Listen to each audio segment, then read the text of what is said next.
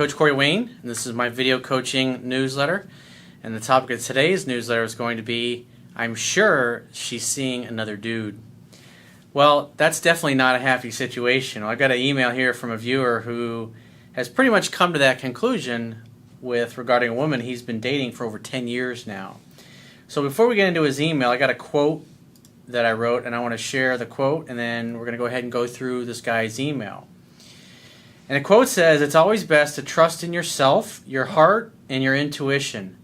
No one knows you better than you do. When you try to make your decisions based upon the opinions and feelings of others, instead of what your heart is compelling you to do, you are giving your power away and not trusting that you know what's best for you.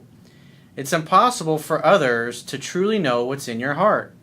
When we make decisions for ourselves that are aligned with our heart, even if they create pain for us in the short term, we enable the universe to meet our needs effortlessly in the future.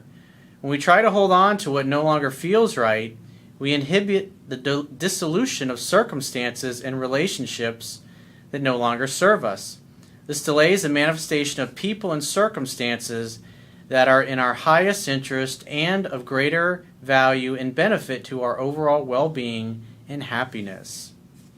And that's kind of the theme of what you're going to see in this guy's email, because he's been with her all these years and she wanted to get married for quite a few years, but he didn't want to. And when I see something like that, that jumps right out at me. That tells me that somewhere along the way he realized, something's just not right here. And the average person, they're comfortable and they just tend to go along with things. They don't, especially like when it comes to dating and relationships, the thought of being single again keeps a lot more people in a relationship. And every single person that's been in a relationship that's watching this video, at some point or another in your life, you probably stayed in a relationship way too long, or longer than you knew you should have stayed into it. It's like we all come to that conclusion at some point when we're dating someone we know it really needs to end. But it's not easy because you think, oh God, I don't want to be single again. I don't have to go through the breakup. I don't want to deal with the crying and the emotions and explaining to friends and family. It's just not a pleasant thing going through a breakup in the average person, obviously, because it's a painful event. And remember, people will do more to avoid pain than they'll do to gain pleasure. And so a lot of times they'll put off doing the deed or just going along with things when deep down they really know it's not what's best for them. It's like what Dr. Wayne Dyer says. He's got a quote that I love. He says, "When you trust in yourself, you're trusting in the same wisdom that created you." So the viewer says, "Hey coach, I'm 62 and I've been dating a woman who's 48 for about 10 years and it's been a long distance relationship." Well, that's another thing. If you're dating somebody and it's long distance and you live in different cities or different states or even different countries, at some point, if you're going to stay together long term, live together, get married, whatever, somebody is going to have to move. And the fact that you've been in a long distance relationship for a decade and you're in different states, that's a red flag to me right away. Because if you two were really crazy about one another and things were really that great, you wouldn't have spent a whole decade living apart. He says, "Each of us has gone through some life changes over that time. She's been really looking for me to ask her to become my life partner over the last 3 years, and we've had lots of arguments about that." Well, men who understand women, they don't argue over things. They communicate in an adult, loving manner, understanding and empathizing with a person, especially if you're a guy, understanding that women communicate on an emotional basis, not a logical and reason type of basis like us guys do. He says, "About 6 months ago, I asked her to relocate to my house to live with me. I have the resources to take care of both of us. She became concerned about giving up her job and losing everything if it didn't work." Well, that's understandable. Think about it. She's going to leave where she's living and come live with you, but what happens if you decide to kick her out? You're not married after all. He says, "I offered to guarantee her a committed financial amount legally if it didn't work, but I assured her it would as I love her." Well, anybody that's got a happy life, a career, or a business that they love or that they have a passion about, they're not going to want to just give that up. I mean, what do you expect? Her to move into your house and just play house with you and twiddle her thumbs all day long waiting for you to come home? This day and age, not a lot of women like that. One of the girls I used to date years ago and I was friends with for I'm still friends with her to this day. I don't talk to her very often, but she won the Miss Florida, and she also won the Miss Florida USA, competed in the Miss America pageant. This is going back many years ago, about 15 years ago, I guess at this point. Beautiful girl, very successful, and she tended to date guys that were a lot older. I was the only guy that was more closer to her age compared to the dude that she stayed with, and she married a guy that was 20 years her senior, much older than her, and those were typically the average kind of guy that she dated. And it was kind of funny, we used to joke about it, that these particular guys that she would date, it's like they all wanted her to give up her career and her very successful business and basically be a stay-at-home mom. And she just didn't want any part of that because she loved building houses. She loved the business that she had. She was on TV. She was a well-known TV personality. And she just didn't want to give all that up just to sit at home and wait on her husband hand and foot. And like her mother also was a career woman, very successful, very driven, had, family business, was like 3 generations in the family now, and she just can't expect that, 40, 50 years ago, that was kind of normal, that women would just give up their career, if they even had one, and just be a stay-at-home mom. In this day and age, women are pretty liberated, at least in the West. He says, over the past couple months, we've communicated less, and she's become more distant. She claims to be taking trips with girlfriends that are out of character. Then 2 weeks ago, and 3 days before my birthday, she sends me a text blowing off a big golf trip we had planned because she needs to see her family in Scotland. 10 years you've been with her, and 3 days before your birthday, I gotta leave the country. I gotta go hang out with some family. Sorry. I know we had a trip planned and everything, but I'm just too busy for you. Needless to say, the last 2 weeks have been miserable, and she's grown more distant and has nothing loving to say and just says, I need time to figure this out. That's definitely not a good sign.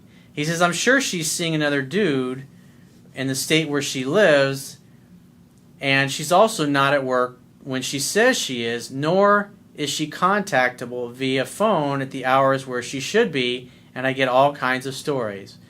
A decade with this woman and she's lying to you. Well, this is why I say you've been with somebody for 10 years and you never married, and you never married her, and she never moved to where you are. I would say the whole time your spidey sense is tingling. Deep down inside your heart, you knew that it wasn't right. You knew something was off about this girl. After a decade, she disrespects you and doesn't appreciate what you have to the point where she's lying to you and deceiving you. Definitely not a good catch. And I would say it's a good thing that you never married this girl. It's like that was what your intuition was communicating to you. And you acted in accordance with that, and that's a good thing. And I would say this relationship should have ended many years ago. Probably within the first 2 to 3 years of the two of you being together. He says, she talked to me several days ago and said she will always love me. It's like you see that a lot in celebrities. We'll always be in each other's lives. We'll always be friends. We'll always love each other. Months later, they never talk to each other again. But she needs time to decide what is the right thing for her to do with her life. I am convinced for a number of reasons that I won't go into that it's over and she's just trying to let me down easy over time to make herself feel better about what she has done. I'd say you're pretty spot on about that. You're a pretty intuitive guy. You obviously, you're not stupid. You get what's going on here, which is a good thing. The only criticism I would have to say about you is that you've been feeling this way for a long time, and you inviting her to move to be with you, really not so much as because that's what you really want.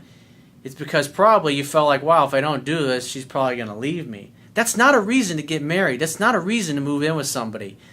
Fearing that you're going to lose somebody and then, okay, let's get married, let's get engaged. You should only get married or live with somebody because it's what you really want to do and you can't stand to be apart from one another. A lot of people do those things. You see it in movies all the time. He says she doesn't have the capacity or the capability to make this type of change alone. She needs a fallback position, which is easy enough to do as she's very attractive. I know I need to move on, but I really love her. Well, it doesn't matter if you really love her. The bottom line is it sounds like she's already moved on. At some point, she realized that you were never going to marry her because, Even though you may love her, you're not head over heels crazy in love with her. I mean, a decade you guys have lived in different states. That's like a glaring red fucking neon sign. Danger, Will Robinson. I mean, I think you've done the right thing. Like I said, the only thing is that you should have broke up with this girl a long time ago. Instead, you ended up making her break up with you. He says, I think she probably has found someone younger and someone that lives right in her backyard, so that makes sense. It's hard for me to ever win her again. Well, the fact that you're assuming that she's with some guy younger, that tells me that you have feelings of insecurity, because at the end of the day, you're about 12 years older than she is. I think you said she was 48. He says, I just can't believe that she would blow up the years invested right before the commitment to start over and try to find that level of commitment with a new guy. Well, she was probably dating him for a while, and once she was certain things were going to work out with this guy, that's when she goes, oh, I'm confused, I'm not sure, I need time to think things out. And when a woman says she needs time when she's in a situation like this, what she's really saying is, hey, you know what? I want you to stay in backup position, because in case it doesn't work out with my new guy, I want to be able to at least have a warm bed to come back to, because I don't want to be alone. Bottom line is, this woman's lying to you. She's deceiving you, and it's obvious you've caught her in numerous lies. You definitely don't want to marry somebody like that. And so if she's lying to you about this, there's obviously been many times over the last decade where you've caught her in other lies, and that's probably one of the big reasons why you never married her in the first place. You should never marry a woman who has a devious streak, or a woman who just can't be honest with you. Because you're going to be sleeping with one eye open the rest of your life.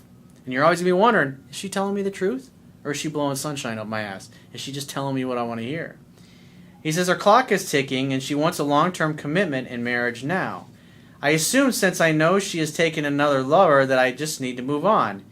Any thoughts on how to do that and how to get her out of my mind would be appreciated. Thanks for what you do.